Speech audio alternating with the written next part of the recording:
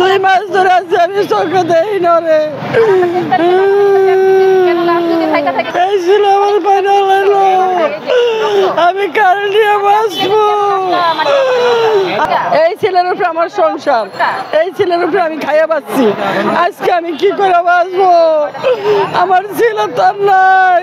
আমার ছেলে মিছিলে গেছিল, মিছিলে যাইয়া পুলিশে পুলিশে আমার ছেলের কিছু নাই। এই যে দেখো, এই যে আমার ছেলে, এই যে আঞ্জুমানে মাটি ঢালাইছে, কইছে আমি কবর চাই, আমার ছেলের চাই আমি।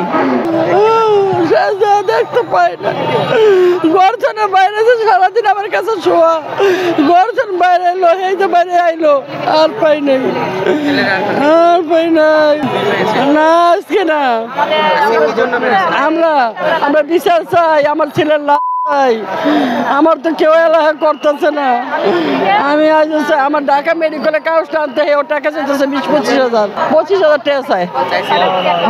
আমরা টাকা পাবো কই? আমার ছেলের উপরে আমার সংসার, এই ছেলের উপরে আমার সংসার, এই ছেলের উপরে আমি খাইয়া পাচ্ছি। আজকে আমি কি করে বাঁচবো? আমার ছেলে তার নাই, ছিল তার ঘরে ফিরল না।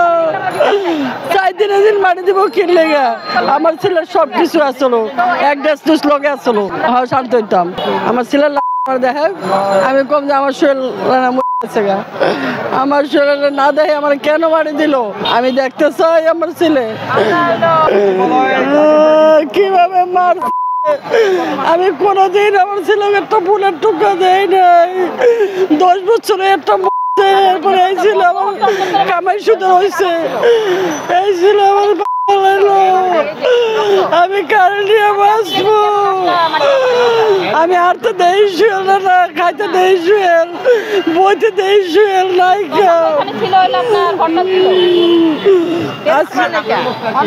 রাশেদা 2 মাস ধরে আছে আমি চোখে দেই না রে।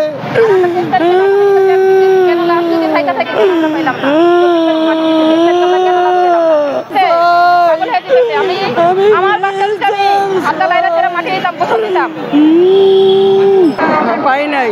হ্যাঁ হ্যাঁ, আমার ছেলে চাই। আমাদের গার্মেন্টসের ব্যবসা করতো, কাজলা। হ্যাঁ, ওদিকে আমরা বাসা রায়ের বাগের থেকে।